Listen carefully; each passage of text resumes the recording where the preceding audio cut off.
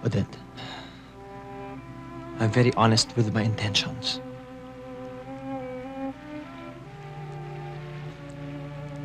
Ikaw ang babaeng hinahanap ko. Hindi pa tayo masyadong magkakilala. Ilan ba kami sa buhay mo? Baka naman pansamantala lang yung nararamdaman mo. Dalawa lang ang babae sa buhay ko. Ikaw at ang mama. Nakita kong paghihirap niya ng palaking kaming dalawa ni Willie. Mula nung mamatay ang papa. Pinanindigan niyang buhayin kami ng marangal. Hindi kaya nakikita mo lang ang sarili mo kay Christy? At sa akin ang iyong mama? Pag-aralan na muna nating mabuti.